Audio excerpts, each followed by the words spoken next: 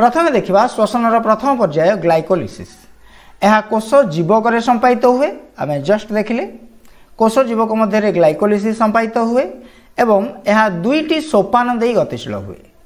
प्रथम सोपान 6 कार्बन विशिष्ट ग्लुकोज अणु एटीपी सहायतार 3 कार्बन विशिष्ट दुईटी सरल शर्करा परिणत हुए।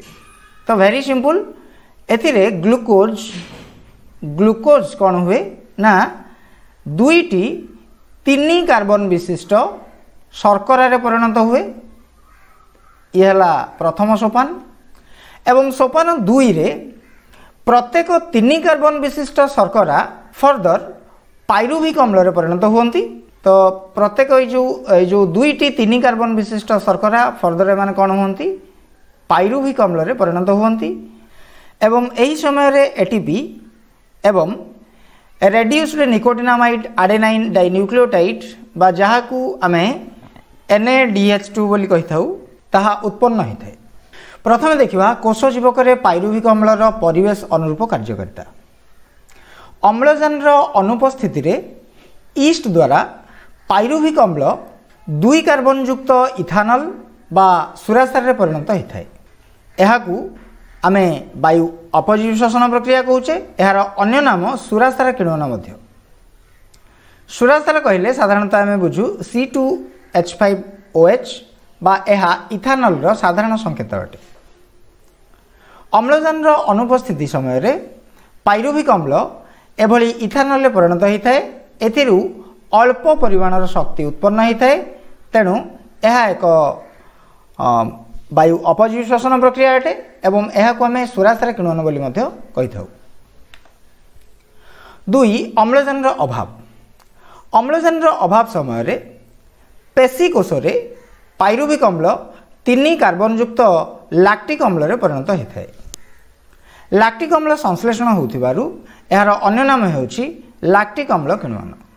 यह साधारणतः गोड़र बा हातर पेशी टिश्यू और पेशी कोष मानकरे संश्लेषित होता है। नंबर 3 अम्लजान उपस्थिति। अम्लजान उपस्थिति समय रे माइटोकॉन्ड्रिया रे पाइरुविक अम्ल विभिन्न जैव रासायनिक प्रक्रिया दे अंगारकाम्ल जल और शक्ति रे परिणत हुए। अंगारकाम्ल और जल निष्कासित होता है एवं शक्ति एटीपी आकार रे संचित हो रहे।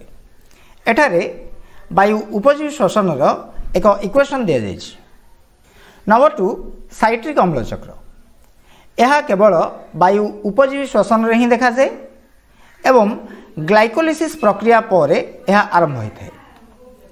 साइट्रिक अम्ल चक्र माइटोकॉन्ड्रिया संपादित हुए एवं यह 2टी पर्याय दे संपादित होता है।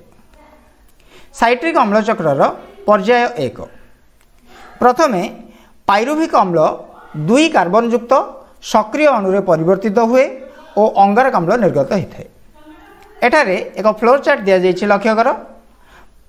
पाइरुविक अम्ल प्रथमे 2 कार्बन युक्त शर्करा परिणत हुए एवं यही समय NADH2 बा जहाकू आमे रेड्यूस्ड निकोटिनामाइड आडेनाइन डाइन्यूक्लियोटाइड बोली कहि थाउ ताहार संश्लेषण घटिता है।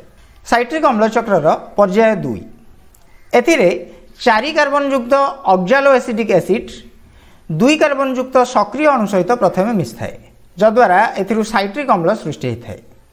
एठारे एक फ्लो चार्ट दिया जाइछि लक्ष्य कर।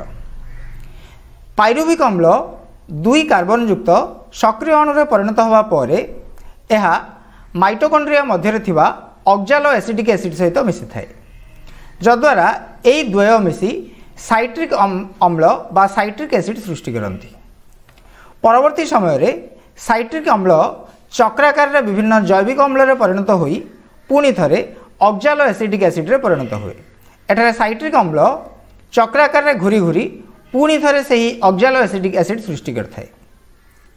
एही पर्याय रे अंगारकाम्ल NADH2 बा रेड्यूस्ड निकोटिनामाइड आडेनाइन डाइन्यूक्लियोटाइड एवं FADH2 बा रेड्यूस्ड फ्लाविन आडेनाइन डाइन्यूक्लियोटाइड और परिशेष रे ATP बा जहाको आमे आडेनोसाइन ट्राइफॉस्फेट बोली कहि थाउ ए सब उत्पन्न होई थांती।